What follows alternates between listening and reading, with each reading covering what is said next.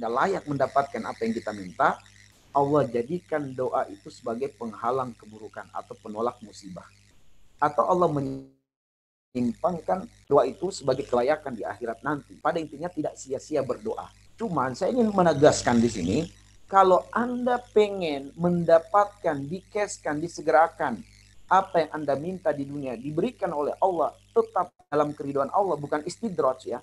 Bukan istidraj, sebab tidak setiap yang kita minta dikabulkan Allah lantas itu bermakna kebaikan, tidak. Sebab tergantung konteksnya untuk apa dan akan dimaksimalkan seperti apa. Karena buktinya iblis laknatullah alaih meminta supaya dipanjangkan umurnya dan Allah kabulkan, itu tidak bermakna pengabulan doa iblis itu kemuliaan bagi iblis, enggak. Itu adalah kehinaan, istidrat bagi iblis. Karena apa? Karena dia pengen umur panjang dalam upaya dia menyesatkan sebanyak-banyaknya manusia. Nah, sekarang kita pengen ya diberikan rezeki oleh Allah, diberikan kebaikan oleh Allah. Tujuannya untuk apa? Niatnya untuk apa?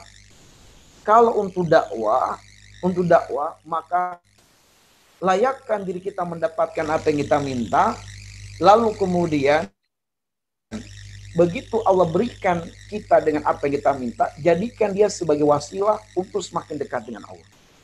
Ya. Kita pengen, ya Allah, jadikan saya mahasiswa yang berprestasi di fakultas. Tapi nggak mau belajar, gimana ceritanya gitu. Nggak mau mengerjakan tugas, gimana bisa gitu. Allah nggak bakhil untuk memberikan kita nilai A untuk setiap mata kuliah di fakultas kita. Tapi layakkan dulu dan jadikan kita aktif dalam dakwah itu sebagai tawasul kita untuk memudahkan Allah itu meridoi, memperkenankan apa yang kita minta di dunia gitu. Sebab bolehnya kita bertawasul dengan amal soleh. Jadi kita itu ya aktif di dalam dakwah, aktif di dalam lembaga dakwah kampus itu karena kita yang butuh. Kita pengen dapat pertolongan Allah, kita pengen melayakkan diri agar hajat-hajat kebaikan kita di dunia itu dimudahkan oleh Allah Subhanahu wa taala. Ya. Jangan merasa dakwah Islam ini yang butuh kita, siapa kita gitu ya.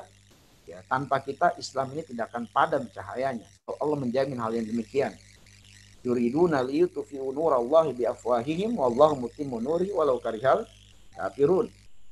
Ya, tetapi Allah memberikan peluang bagi kita untuk mendapatkan keutamaan berjihad di jalan Allah, mendapatkan keutamaan berdakwah di jalan Allah, mendapatkan keutamaan mengambil peran dalam menyiarkan agama Allah, mendapatkan peluang dari Allah untuk menjadi wasilah tersampaikan hidayah kepada orang lain.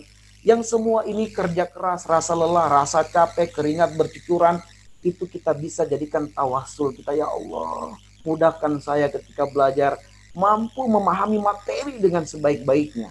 Terekam dalam diri saya apa yang saya pelajari dan kemudahan mengamalkan apa yang saya pelajari. Sehingga begitu mendengarkan penjelasan dosen, begitu mudah kita menerimanya, meresapnya, memahaminya. Ya, sehingga akhirnya kita menjadi mahasiswa yang berprestasi gitu. Oke, jadi batal iman ya, kita perlu mendapatkan jaminan dari Allah yang maha mampu mendatangkan jaminan. Ya. Dan yang maha mampu mendatangkan jaminan yaitu Allah Subhanahu wa Ta'ala. Nah, anti rugi artinya jaminan untung. Amalan apa yang dijamin oleh Allah tidak akan rugi? Ya. Amalan apa yang dijamin oleh Allah tidak akan rugi? Ya. Ada. Dan Allah jamin tidak akan merugi. Allah sebutkan. Nah, jaminan itu bisa dirujuk dalam surat Fatir. Ya, surat Fatir di ayat yang ke-29. Ya, di surat Fatir di ayat yang ke-29. Ya. Di dalam ayat tersebut Allah mengatakan innal ladzina yatsluna kitaballah wa aqamus shalah wa anfaqu mimma razaqnahum sirran wa alaniyah yarjuna tijaratan lan tabur. Allah mengatakan innal ladzina, sungguh orang-orang yatsluna kitaballah, selalu berinteraksi dengan kitab-kitab Allah. Ya, berinteraksi dengan Al-Qur'an. Selalu berinteraksi dengan Al-Quran. Wa qamus shalah. Dia tegakkan salat. Wa anfaqu mimma razaqnahum sirran wa alaniyah. Dan dia selalu berinfak. Sirran wa alaniyah, baik dalam keadaan sirran, sembunyi-sembunyi ataupun terang-terangan. Yarjuna tijaratan lan tabur. Mereka yarjun, ya, roja, sungguh-sungguh mengharapkan perdagangan yang tidak merugi, ya, perdagangan yang tidak merugi. Nah, berarti untung nih, ya. Maka mahasiswa anti rugi itu harus tidak boleh terpisahkan dari 3 amalan ini. Tidak boleh terpisahkan dari 3 amalan ini. Apa itu? Yang pertama, selalu bertilawah dengan Al-Quran. Tapi ingat, bertilawah, ya, bukan sekedar membaca. Bertilawah, ya. Karena bertilawah itu adalah indikasi kebenaran dia beriman terhadap Al-Quran. Dalilnya di surat Al-Baqarah ayat 121. Alladzina atainahumul kitaba yatslunahu haqqa tilawati ulaika yu'minuna bihi. Bahwa orang yang betul-betul beriman kepada Al-Quran adalah ketika Al-Quran didatangkan kepadanya, yatslunahu, dia betul-betul bertilawah dengan Al-Quran, haqqa tilawati, dengan sebenar-benarnya tilawah. Dengan sebenar-benarnya tilawah. Nah, ini punya pembahasan tersendiri tentang bagaimana makna interaksi yang tepat dan benar terhadap Al-Quran, atau seperti apakah makna tilawah terhadap Al-Quran. Ringkasnya, walaupun ini panjang pembahasannya, dan mudah-mudahan pada kesempatan yang lain, jika saya masih diamanahkan atau diminta untuk menyampaikan materi, bisa saya sampaikan tentang interaksi dengan Al-Quran.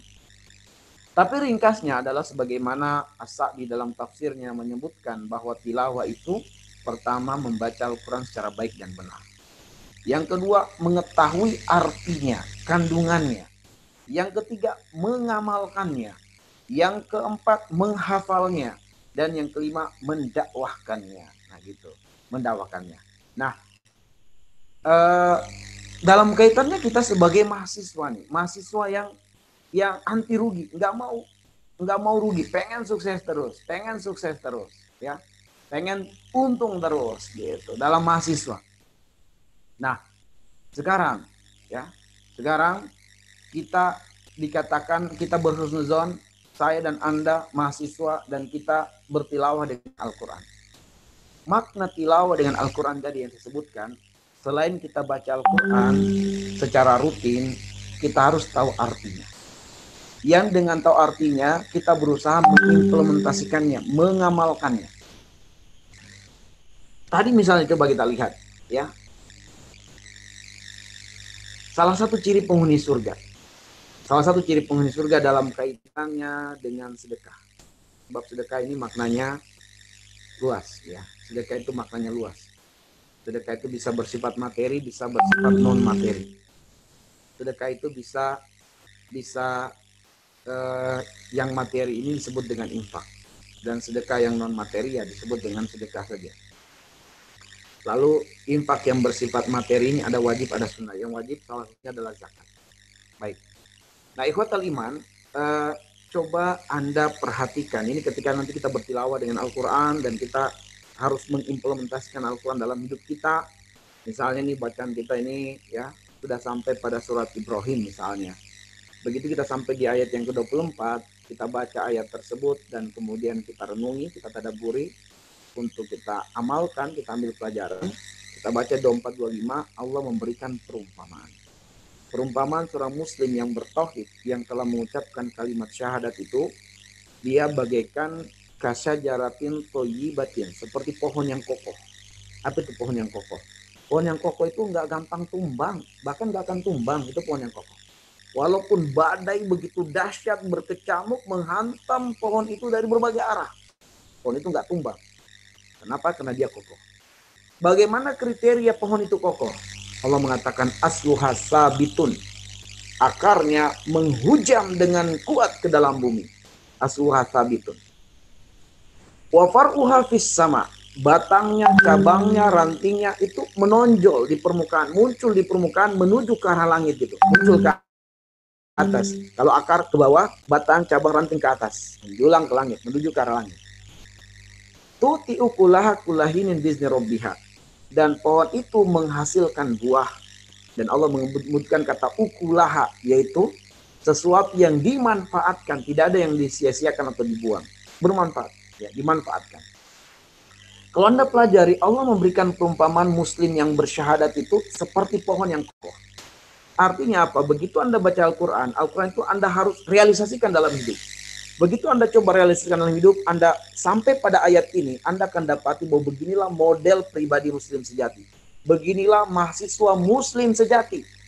Bahwa mahasiswa muslim sejati itu ada modelnya. Karena segala sesuatu butuh model. Pakaian yang saya pakai dan Anda pakai, itu nggak mungkin langsung dibuat oleh tukang jahit. Mesti dibuat sketsa terlebih dahulu. Dibuat model. Sehingga apabila produk yang dihasilkan dari jahitan itu mendekati model, dikatakan produk berhasil. Begitu hasil jahitan jauh dari model, dikatakan produk gagal. Baik. Nah, ikhwatal iman, kalau saja untuk segala sesuatu di sekitar kita butuh model, rumah butuh model, kendaraan butuh model, apalagi membangun manusia.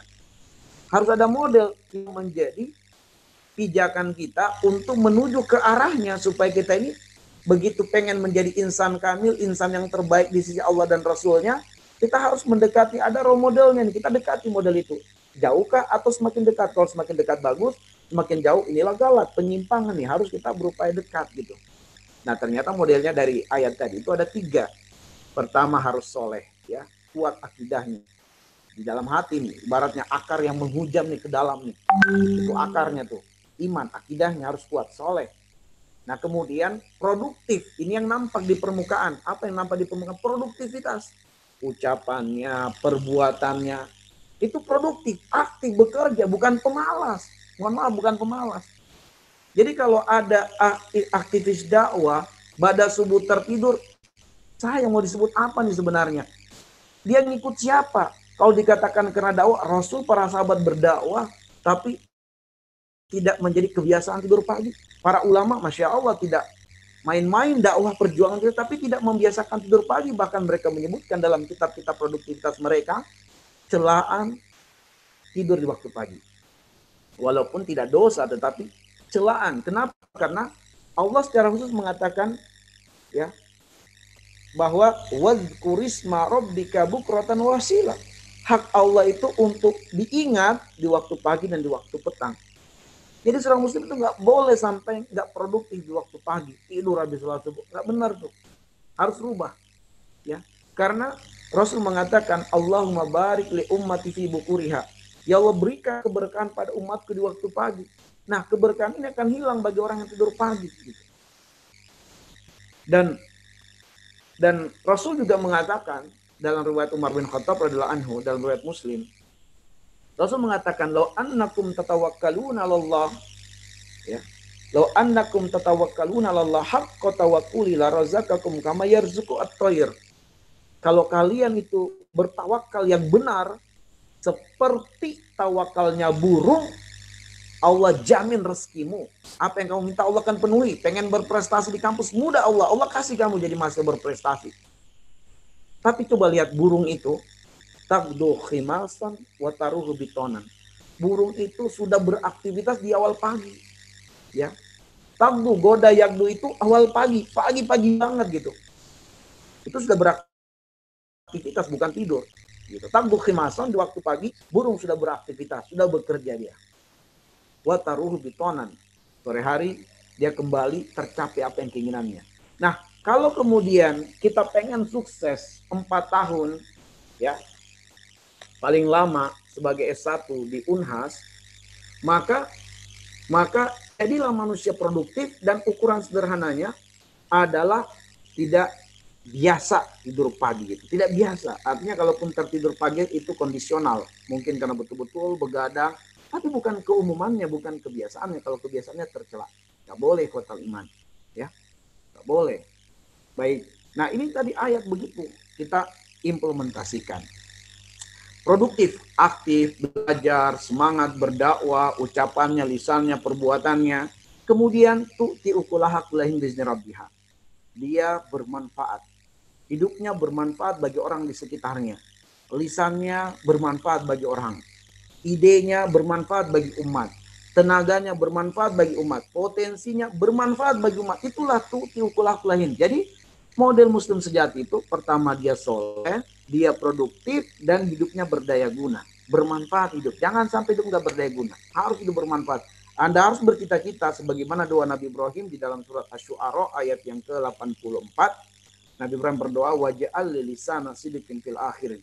Ya Allah, jadikanlah aku buah bibir kebaikan bagi orang-orang yang datang di kemudian hari. Ingat, umur Anda di Unhas mungkin saja kalau cuma S1 4 tahun. Kalau Anda lanjut S2 mungkin 2 tahun. Ya, sekitar itu. Nah, Anda akan meninggalkan Unhas ini. Tapi jadikanlah proses Anda berawal di Unhas sampai Anda meninggalkan Unhas itu ada sebuah sejarah kebaikan yang Anda goreskan. Sehingga kelak junior-junior Anda tidak berbicara tentang diri Anda kecuali kebaikan. Itulah doa Nabi Ibrahim, waj'al li lisana sidqin fil akhirin. Jadikanlah aku buah bibir kebaikan bagi orang-orang yang datang di kemudian hari. Nah, ini berarti Anda harus jadi berprestasi. Jangan sampai menjadi buah bibir keburukan. Ya, kakak senior saya itu Masya Allah aktif dalam dakwah, tapi prestasinya anjlok.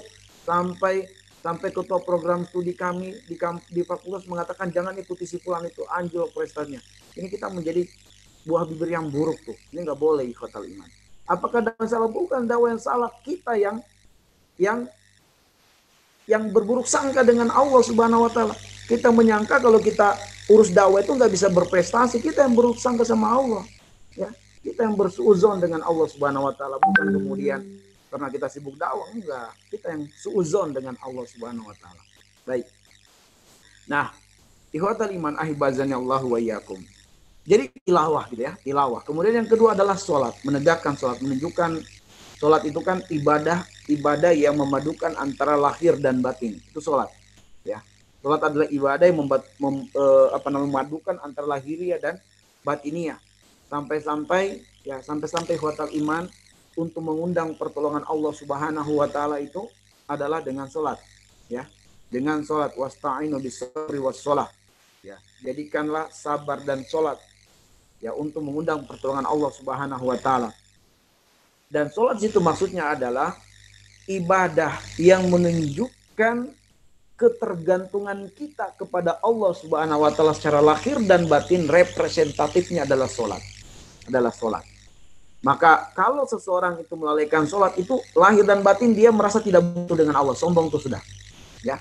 Ketika secara lahir dan batin dia nggak sholat, dia itu tidak pengen mendapatkan jaminan keuntungan dari Allah, dia sombong, dia merasa saya untuk sukses tidak butuh Allah gitu. Saya untuk sukses tidak perlu pakai aturan Allah. Dia pengen melepaskan jaminan Allah. Padahal tadi yang maha mampu mendatangkan jaminan hanya Allah. Begitu dia tidak sholat, omong kosong. Kalau dia mengatakan, saya mengharapkan jaminan dari Allah. Dia nggak sholat, omong kosong. Sebab sholat itu adalah representatif bahwa dia itu betul-betul menyadari diri, lahir dan batin dia butuh Allah. Dia berterima kasih dengan Allah dan dia pengen melanggengkan kebaikan Allah terhadap dirinya. Makanya Anda baca Al-Kautsar tuh ya. Inna a'tainakal kautsar. Ya, sesungguhnya kami kata Allah memberikan kepada engkau Al-Kautsar, nikmat yang sangat berlimpah. Salah satu maknanya ya. Nikmat yang sangat berlimpah. Saking berlimpahnya nikmat Allah, kita tidak sanggup menghitungnya. Allah bilang dalam An-Nahl ayat 18, wa in ta'uddu nikmatallah la tuhsuha. Andaikan engkau hendak mereka menghitung nikmatku, la tuhsuha, kamu tidak akan sanggup. Di dalam surah Luqman ayat 27 juga demikian. Ya, walau annama fil ardi min sijaratin aqlam wal bahru yamuddu min ba'di sab'atu abhur ma nafidat kalimatullah. Ya. Andaikan semua pepohonan yang tumbuh di muka bumi dari akar, batang, cabang, ranting dijadikan pena, lautan 7 benua dijadikan tinta untuk dicatat nikmat Allah, ya, mana fidat kalimatullah, tidak akan habis tercatat nikmat-nikmat Allah Subhanahu wa taala. Sangat banyak nikmat Allah. Bagaimana cara kita berterima kasih dengan Allah? Fasholli li rabbi.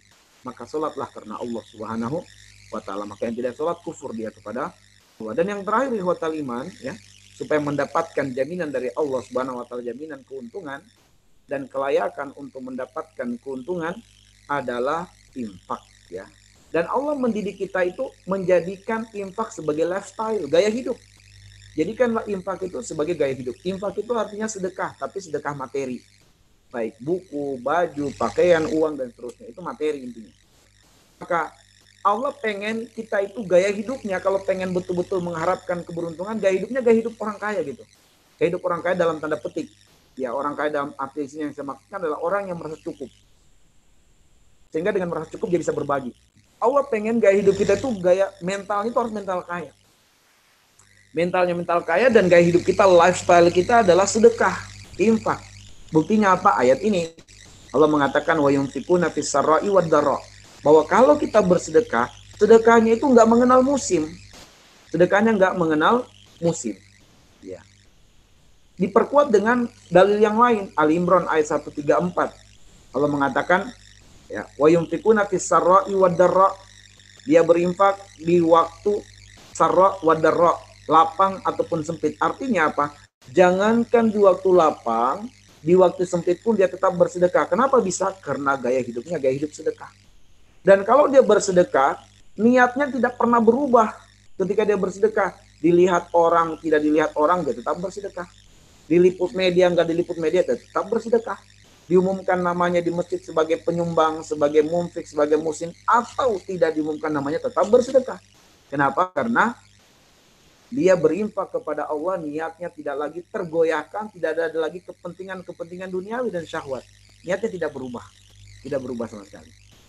Nah, ini yang diinginkan oleh Allah. Gaya hidup kita, gaya hidup sedekah. Nah, Anda, ikhwatal iman, harus bercita-cita menjadi orang hebat. Karena dengan kehebatan itu, Anda akan banyak bersedekah untuk memberikan kemudahan-kemudahan kepada umat Islam. Dengan kemudahan itu, Anda bisa menjadi sebab dan wasilah orang lain mengenal hidayah. Ya. Jangan lupa, kalau Anda buka surat Al-Mu'minun yang artinya adalah surat Al-Falah, surat kemenangan, di dalam surah itu Allah mengangkat kisah Nabi Nuh sampai kisah Nabi Isa alaihissalatu wassalam, dan kebanyakan yang menolak dakwah para nabi siapa? Al-Mala, para pembesar kaum, orang-orang kaya yang diikuti oleh orang-orang miskin. Nah, ini kenapa kekuatan harta itu luar biasa, kekuatan jabatan luar biasa, kekuatan tokoh itu luar biasa, kekuatan prestasi itu luar biasa mempengaruhi orang sampai membuat orang bisa kufur sama Allah bisa. Maka jadilah Anda orang yang hebat, berprestasi, tapi dengan itu menjadi wasilah Anda punya pengaruh kuat untuk membuat orang lain taat kepada Allah Subhanahu wa taala. Sekali lagi sampaikan, banyak banget nih materi mau disampaikan, tapi waktu kita sangat terbatas 1 jam ya. Jadi saya cuma bisa menyampaikan gambaran umum nih tentang mahasiswa anti rugi. Detailnya saya belum sebutkan karena waktu yang sangat terbatas. Tapi setidaknya mudah-mudahan ini semua sudah bisa membuka sedikit wawasan berpikir kita, membuka sedikit cakrawala pengetahuan kita bahwa memang ternyata kita ditakdirkan oleh Allah menjadi manusia-manusia hebat, bukan manusia-manusia pecundang.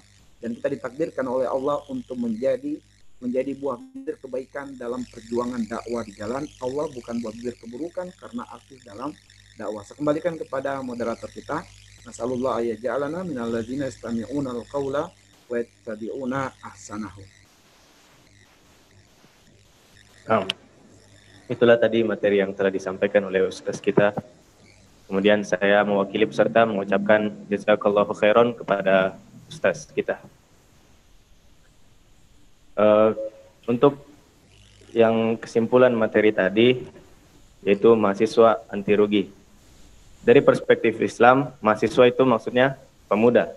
Pemuda itu memiliki 2 kekuatan, yaitu kekuatan pikiran dan kekuatan fisik. Dan kedua kekuatan ini memiliki potensi untuk menjadi baik dan buruk. Supaya baik, kita harus membungkusnya dengan iman. Kemudian karakteristik pemuda yang hebat. Yang pertama, amanu bi rabbihim, beriman. Kemudian yang kedua, cinta hidayah. Yang ketiga, berazam. Yang keempat, memiliki sifat saja, berani. Kemudian menyuarakan kebenaran. Kemudian bertauhid dan memiliki sifat selaras antara ucapan dan perbuatan. Dan untuk definisi dari anti rugi, yaitu maksudnya untung. Siapa yang dijamin untung? Tentu hanya Allah saja. Dan mudah bagi Allah untuk menjamin seseorang itu akan untung. Tetapi kita harus melayakkan diri agar kita bisa mendapat jaminan. Dan salah satu caranya ada dalam surah Fatir. Innal ladzina yatluna kitaballah, sungguh orang-orang yang membaca kitab Allah, wa aqamus shalah, dan mendirikan salat, wa anfaqu mimma razaqnahum sirra wa alaniyah, dan menginfakkan harta-harta mereka terang-terangan dan sembunyi-sembunyi. Yarjuna tijaratan lan tabur. Mereka menginginkan perdagangan yang tidak akan rugi. Baik, itulah tadi kesimpulannya. Kemudian untuk agenda selanjutnya kami buka sesi tanya jawab supaya kami tampung pertanyaannya. Silakan untuk ikhwah yang ingin bertanya untuk membuka mic-nya.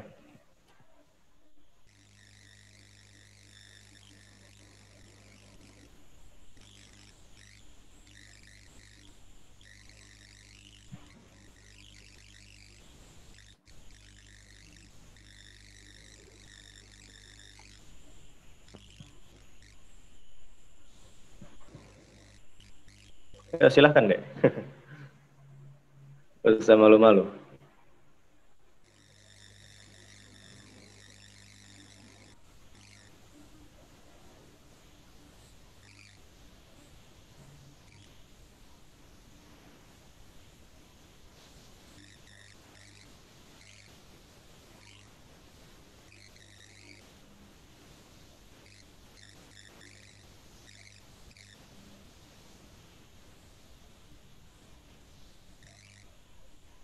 Saya kak, ingin bertanya. Ya, pertanyaan silahkan. Bisa bertanya kak? Bisa bertanya? Dan juga dipersilahkan untuk akhwat kalau ingin bertanya, untuk bertanya di kolom komentar YouTube saja, di live chatnya itu.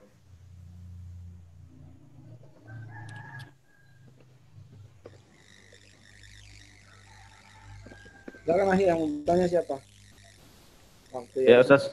Ya, silakan.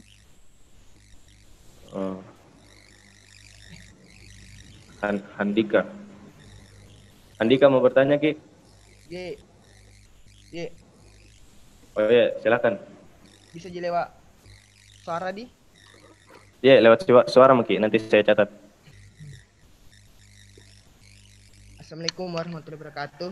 Saya ingin Waalaikumsalam warahmatullahi wabarakatuh. Ya. Saya bernama Handika. Begini kak, bagaimana sebagai umat Islam, bagaimana cara menghindari azam yang benar dan baik?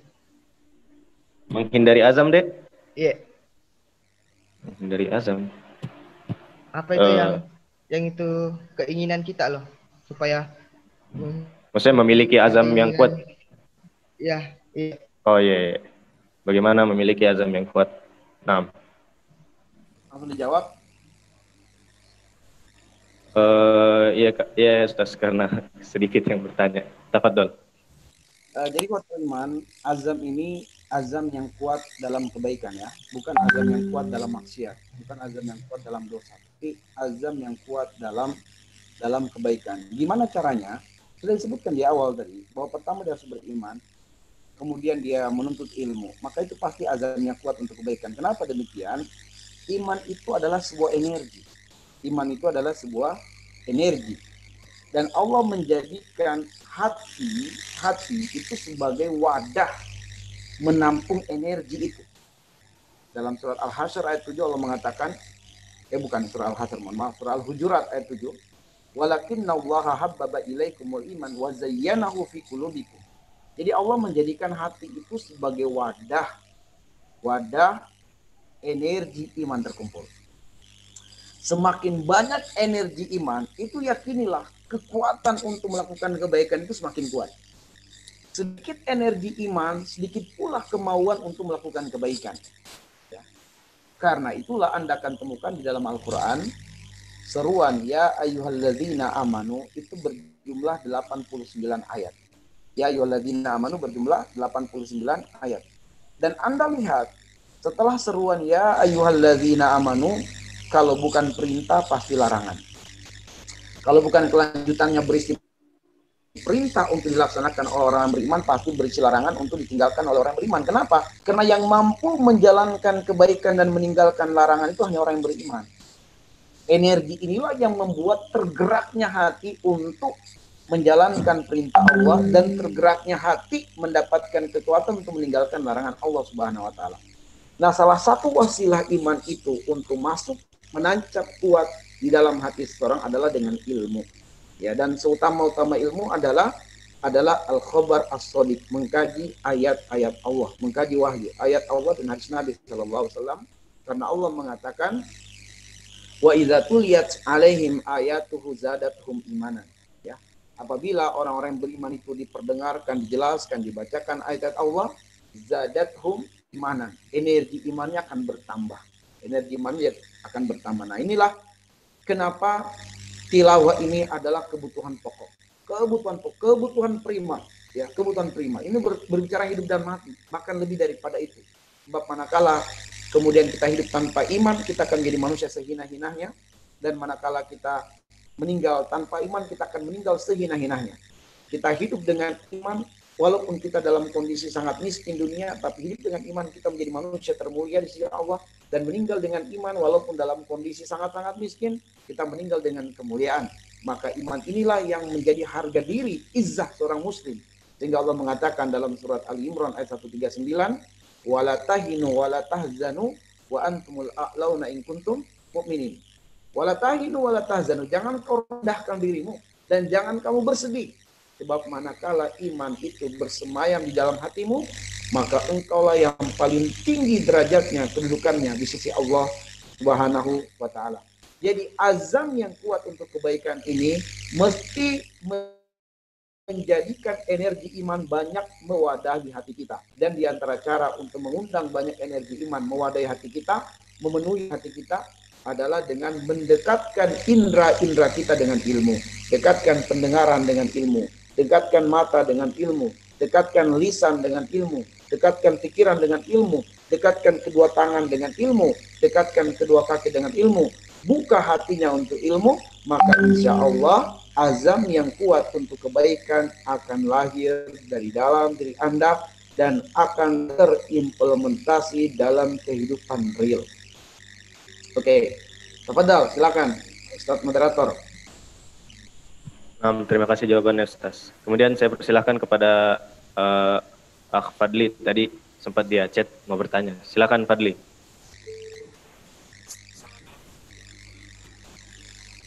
Waalaikumsalam. Ustaz, kami sebagai seorang pemuda yang baru hijrah atau baru mengenal sunnah, sering kali terjatuh atau berkali-kali terjatuh dalam dosa yang sama di masa lalu. Maaf, kurang jelas mendengar, mudah-mudahan moderator. Afwan, Fadli, coba diulang lagi. Oke. Kami sebagai pemuda yang baru hijrah atau baru mengenal sunnah, sering kali terjatuh berkali-kali ke dalam dosa yang sama. Kedengaran? Ya, jadi untuk Akh Fadli nanti dulu ya, nanti mungkin bagusnya kita ketik mungkin saja di chat.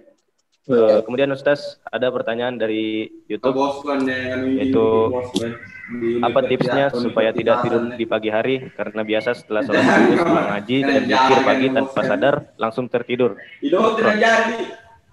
Baik. Paling pertama adalah kemauan yang kuat untuk tidak tidur pagi. Ini yang penting sekali.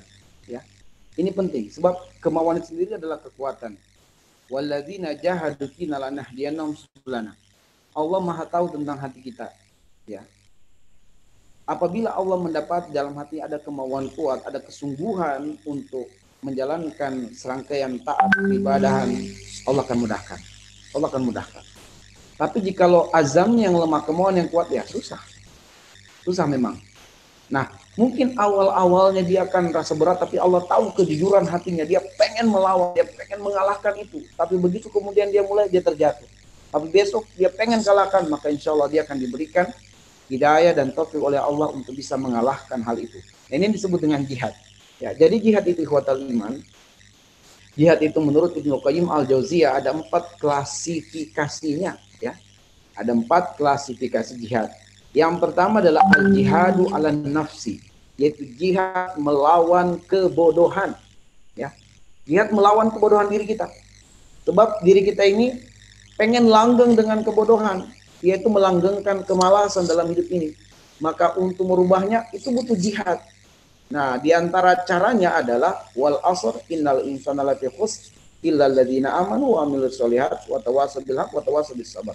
Sebab manakala kita melanggengkan kebodohan ini, kita akan menjadi manusia paling rugi di dunia ini. Tapi ketika kemudian kita pengen mengalahkan pakaian kebodohan ini, kita lepas pakaian kebodohan, kita ambil pakaian ilmu, maka caranya adalah dengan 4 hal di surat Al-Asr. 1, dengan ilmu. Yang kedua dengan beramal soleh. Yang ketiga dengan bicarakan, dakwahkan, ya, dan kemudian saling menguatkan dalam dakwah tersebut. Ya, artinya dibutuhkan sebuah komunitas yang kita tergabung di dalam komunitas itu, dan ternyata komunitas itu fokusnya, intensnya, konsentrasinya dakwah.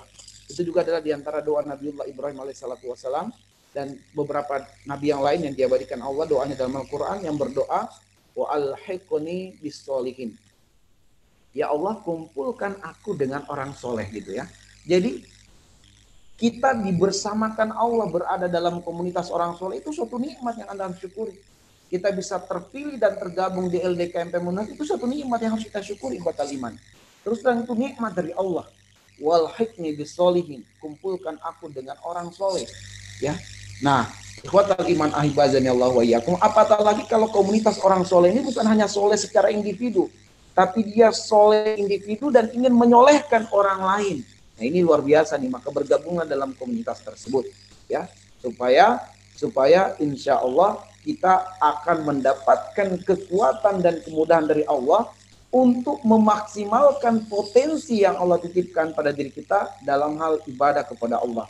Potensi waktu, potensi usia, potensi pikiran, potensi tenaga, potensi harta, dan potensi yang lain. Itu semua akan termaksimalkan pemberdayaannya untuk ketaatan kepada Allah. Nah, itulah al-jihadu ala nafs, jihad melawan kebodohan diri, melepaskan pakaian kebodohan, ambil pakaian itu. Berat memang, tapi itulah jihad. Itulah jihad kalau Anda bisa melaluinya. Dan kemudian ada yang kedua, jihad ala syaitan, al-jihadu ala syaitan. Ada yang ketiga, al-jihadu alal munkarat wal bid'at. Dan yang keempat, al-jihadu alal kafirin wal munafiqin. Nah, itulah 4 klasifikasi jihad. Tetapi yang pertama tadi adalah al-jihadu ala nafsi. Jihad melepaskan pakaian kebodohan dan mengambil pakaian ilmu. Allahu a'lam bishawab.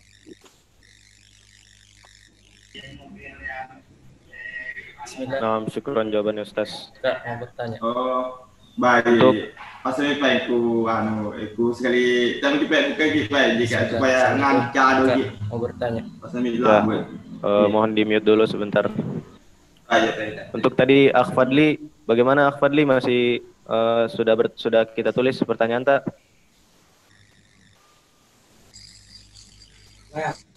Akh Fadli? Ya, kita angkat tangan di sini.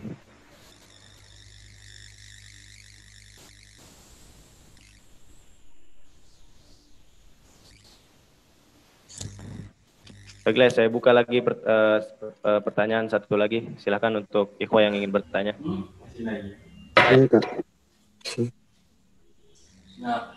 Moh Lukman, mau bertanya Moh Lukman?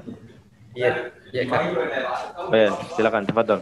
Bismillah. Assalamualaikum warahmatullahi wabarakatuh. Perkenalkan, nama saya Muhammad Lukman dari Fakultas Perikanan.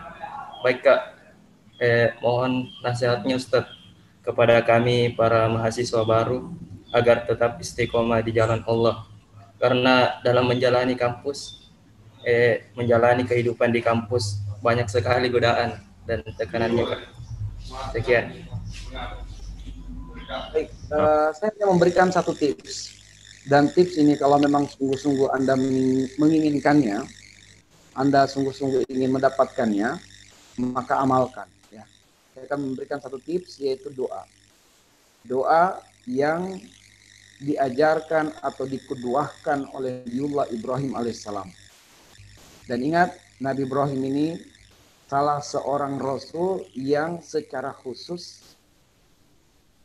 disebutkan oleh Allah di dalam Al-Quran dan menjadi rekomendasi untuk kita semua meneladani beliau. Ya, di dalam Al-Quran itu ada 2 rasul yang secara khusus ayat turun merekomendasikan dua rasul ini untuk diteladani, salah satunya Nabiullah Ibrahim alaihissalatu wassalam. Yang lainnya Nabi Muhammad sallallahu alaihi wasallam. Meskipun semua nabi dan rasul itu qudwah, teladan, tetapi dua rasul ini betul-betul turun ayat merekomendasikan khusus.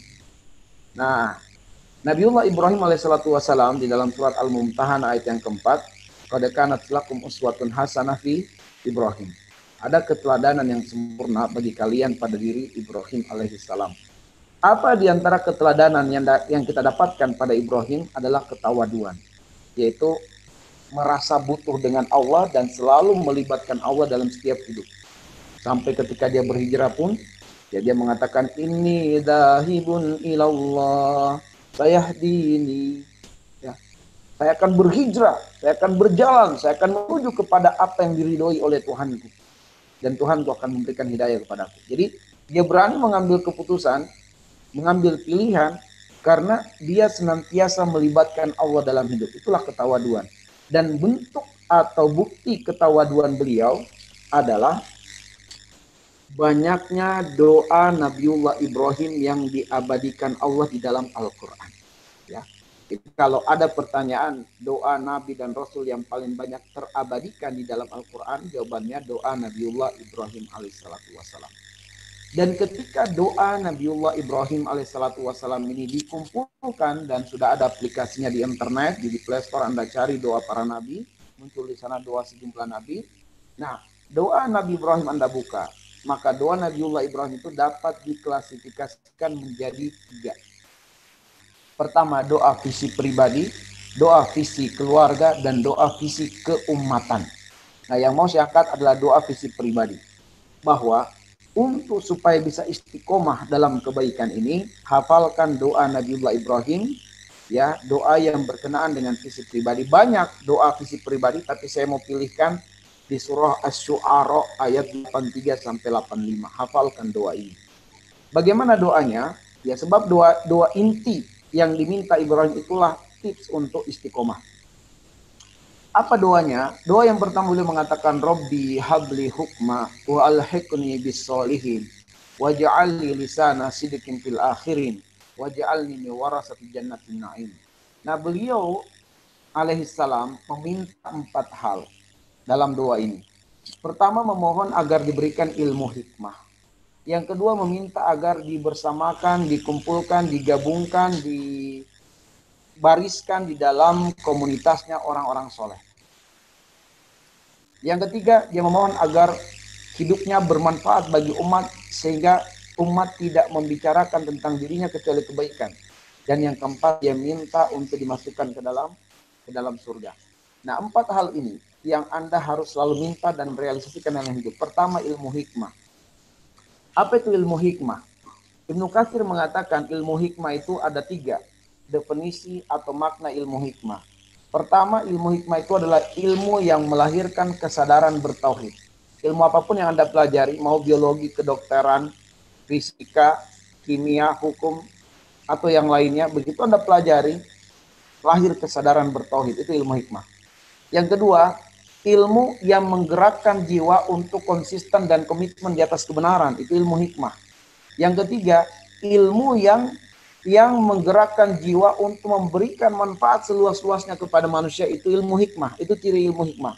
Dan Allah mengatakan, yu'til hikmata man yasha wa man yu'tal hikmata faqad utiya khairan katsira. Allah berikan ilmu hikmah kepada siapa yang Allah kehendaki, dan siapa yang diberikan ilmu hikmah telah diberikan kekayaan yang sangat berlimpah, kekayaan yang sangat luas. Maka jangan sampai Anda tidak berdoa kepada Allah meminta ilmu hikmah. Bahkan Nabiullah Ibrahim memberikan keteladanan untuk kepentingan pribadi dalam berdoa. Jadikan ilmu hikmah sebagai prioritas utama untuk diminta dalam berdoa kepada Allah. Bukan harta, bukan istri, bukan yang lainnya, tetapi ilmu hikmah yang diminta pertama kali. Dan kalau ilmu hikmah diperkenankan Allah, maka Anda telah mendapatkan kekayaan dan kebaikan yang sangat berlimpah dunia akhirat. Yang kedua yang Anda harus minta sebagai kiat istiqomah adalah dikumpulkan dalam orang soleh. Jangan jauh-jauh dari komunitas orang soleh. Harus dekat-dekat dengan komunitas orang soleh. Ya, harus dekat. Nah, disinilah tadi saya katakan suatu kenikmatan, kesyukuran kita bisa dipilih Allah dari sekian banyak mahasiswa untuk tergabung dalam lembaga, dakwah kampus, MPN. Nikmat suatu kesyukuran. Karena di dalamnya terkumpul orang-orang yang mengajak mahasiswa-mahasiswa lain kepada Allah di waktu pagi dan di waktu petang. Maka kita harus sabarkan diri kita bersama dalam barisan ini, bersama komunitas ini. Ya, wasbir nafsaka ma'alladzina yad'una rabbahum bil ghadati wal asyi yuriduna wajhallah. Sabarkanlah dirimu bersama dengan mereka-mereka yang mengajak manusia kepada Allah di waktu pagi dan di waktu petang, dan mereka tidak mengharapkan, tidak digaji, tidak diupah oleh rektor. Mereka betul-betul melakukan itu semata-mata mengharapkan wajah Allah saja. Maka gabungkan diri Anda, kuatkan komunitas ini dengan potensi-potensi yang ada pada diri Anda. Ya, kuatkan komunitas itu dengan potensi Anda. Bergabunglah. Ya, seperti itu. Kemudian waj'al lisana sidqin fil akhirin. Ketika sudah bergabung dalam komunitas orang soleh, harus gabungan ini itu menjadi sebuah kekuatan yang sangat dahsyat gitu. Dengan apa? Lahirnya sebuah karya manfaat yang dirasakan oleh orang banyak. Ada perubahan real yang terjadi pada diri kita, ucapan, perbuatan, langkah, pilihan, dan juga karya. Dan itu betul-betul dirasakan pengaruhnya oleh orang lain. Keluarga kita, masyarakat kita, tetangga kita, sahabat-sahabat kita, teman-teman kita. Melihat pengaruh luar biasa bergabungnya kita dalam komunitas orang yang soleh. Sehingga semuanya akan mendoakan kita untuk istiqomah dalam kebaikan. Dan yang terakhir, insya Allah, inilah istiqomah sejati, yaitu dilayakkan Allah, dipantaskan Allah masuk ke dalam surganya Allah Subhanahu wa taala. Sudah selesai masalah. Kalau kita masuk surga udah aman berarti. Artinya Allah telah menjaga, melindungi kita untuk bisa istiqomah. Sebab wa ma tasyauna illa ayyasha Allah. Ya, kita pengen istiqomah, kalau Allah tidak menghendaki tidak bisa. Makanya betul-betul kita itu mengemis sama Allah, mengharap sama Allah agar Allah itu memilih kita untuk tetap istiqomah dalam perjuangan di jalan Allah Subhanahu wa taala. Allahu a'lam bishawab. Hafalkan doa itu, surah Asy-Syu'ara ayat 83 sampai 85. Allahu a'lam bishawab. Nah, jazakallahu khairan. Kemudian pertanyaan terakhir dari akhwat.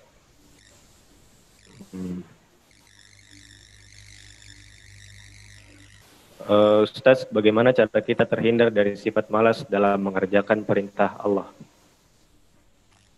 Bagaimana cara menghilangkan sifat malas? Yang pertama, kau berdoa sama Allah Subhanahu wa taala, sebab itu harus kita baca di waktu pagi dan petang. Allahumma inni a'udzubika minal kasal. Ya Allah, aku berlindung kepadamu dari kemalasan. Jadi sadari dulu, malas itu penyakit, itu intinya. Ya. Sadari dulu bahwa malas itu adalah sebuah penyakit. Kalau Anda tidak menganggap itu penyakit, ya Anda akan tetap bersahabat dan berdekatan dengan kemalasan. Tapi kalau Anda lihat kemalasan itu adalah suatu penyakit yang sangat berbahaya, maka Anda harus tinggalkan. Bahkan sampai Islam mengajari kita untuk berdoa, berlindung dari kemalasan. Allahumma inni a'udzubika minal kasal. Ya Allah, aku berlindung kepadamu dari kemalasan. Dibaca di waktu pagi, dibaca di waktu petang. Berlindung kepada Allah dari kemalasan. Yang kedua, ikhwatal iman, harus azamnya kuat. Ya, azamnya kuat untuk meninggalkan kemalasan. Imam Hasan Al-Basri rahimahullahu ta'ala, dia mengatakan, ya, innakum la tanaluna ma tuhibbuna illa bitarki ma tashtahun. Wa innakum la tudrikuna ma ta'maluna illa bisabri ma takrahun. Imam Hasan Al-Basri rahimahullah ta'ala mengatakan, innakum la tanaluna ma tuhibbun. Kalian tidak akan pernah bisa meraih, mendapatkan apa yang kalian cintai di masa depan. La tanaluna ma tuhibbuna illa bitarki ma tashtahuna. Kecuali kalian mau meninggalkan apa yang dicintai oleh syahwatmu. Ketahuilah kemalasan itu adalah sesuatu yang dicintai oleh syahwat kita. Untuk sukses kita harus belajar, tapi syahwat kita malas belajar. Untuk bisa menghafal Al-Quran kita harus kuat. Meluangkan waktu membaca Al-Quran dan memurojaah hafalan sudah dihafal, tapi syahwat kita tidak mau. Syahwat kita pengen nonton drama Korea bagi muslimah, pengen sibuk dengan chattingan WhatsApp atau YouTube dan seterusnya. Itu syahwat kita maunya dalam kondisi santai gitu. Tapi kata Imam Hasan Al-Basri, kamu tidak akan bisa mendapatkan apa yang kamu cintai di masa depan kecuali dengan engkau meninggalkan apa yang dicintai oleh syahwatmu. Wa innakum la tudrikuna ma ta'maluna illa bisabri ma takrahun. Dan kamu tidak akan bisa mengejar mimpimu sampai mendapatkan mimpi itu, kamu tidak akan bisa mendapatkannya, mengejar dan mendapatkannya, kecuali dengan bersabar atas apa yang dibenci oleh syahwatmu. Jadi belajar itu berat bagi syahwat, dibenci syahwat, maka bersabarlah terhadap apa yang dibenci oleh syahwat. Baca Al-Quran berat bagi syahwat, bersabarlah untuk tetap melakukan apa yang dibenci oleh syahwat. Kemudian yang ketiga adalah perkuat visi. Ini yang paling penting. Perkuat visi. Semakin terang visi, semakin kuat kita, semakin sabar kita menjalankan misi. Kalau visinya tidak kuat, ya pasti misinya lemah. Dia akan malas karena misinya lemah. Kenapa misinya lemah? Visinya nggak jelas, visinya kabur, visinya mimpinya nggak jelas tuh. Dalilnya di mana? Anda sudah membaca Al-Kahfi, baca tuh kisah antara Khidir dan Nabiullah Musa alaihissalam. Apa kata Khidir kepada Musa? Innaka lan tastati'a ma'iya sabra. Wa kaifa tasbiru ala ma lam tuhit bihi kubra. Kata Nabiullah Khidir kepada Musa, wahai Musa, engkau tidak bisa bersabar bersama denganku. Bagaimana mungkin engkau akan bersabar bersama denganku untuk sesuatu yang kamu tidak punya ilmu di masa depan. Kamu tidak punya pandangan di masa depan. Kamu tidak akan bisa bersabar denganku. Sedangkan saya punya pandangan masa depan, maka saya bisa bersabar melakukan sesuatu yang kamu tidak akan bisa bersabar dengannya. Tapi Musa bertekad, saya akan sabar. Cuma kekurangannya bukan azamnya Musa. Musa sudah berazam kuat tuh, akan bersabar. Cuma visinya lemah. Maksud saya adalah, saat itu Musa tidak punya pandangan terkait dengan satu perbuatan yang harus dilakukan, yang harus dipilihnya. Akhirnya terbukti, ketika Khidir melubangi perahu, ketika Khidir mencekik leher seorang anak yang belum balik sampai mati, ketika mereka diusir dari satu kampung, lalu Khidir membangun sebuah rumah, sudah lelah, sudah capek, minta dijamu, tidak dijamu, malah membuang energi dengan membangun sebuah rumah.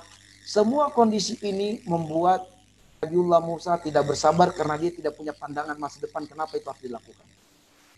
Bahkan dengan ilmu syariat yang ada pada Musa ini adalah suatu keingkaran. Kita sudah ditolong, kok malah perahu orang kita rusak. Anak yang masih suci kok harus dibunuh. Ini semua membuat Musa tidak bisa bersabar. Tapi Khidir bisa bersabar menjalankan semua itu. Kenapa? Karena visi yang sangat jelas dan terang. Nah, ikhwatal iman, kalau Anda pengen bersabar, meninggalkan kemalasan dan bersabar menyempurnakan misi, itu diantara resep terkuatnya adalah perkuat visi Anda. Apa sih mimpi Anda? Kenapa sih Anda mau bergabung di LDKMPM Unhas?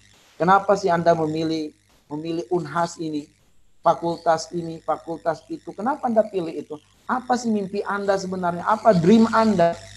Sebab dream inilah yang membuat kita menjadi manusia luar biasa, bukan manusia pecundang. Ya. Mimpi inilah yang membuat kita harus, sampai-sampai Nabi menyuruh kita bermimpilah untuk mendapatkan surga Firdaus.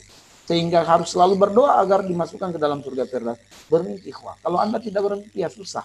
Apa yang Anda mau perjuangkan? Apa yang membuat Anda harus sabar? Anda tidak punya mimpi. Tentu kalau Anda punya mimpi, itulah yang membuat Anda bisa bersabar. Ya, baik. Allahu a'lam bishawab.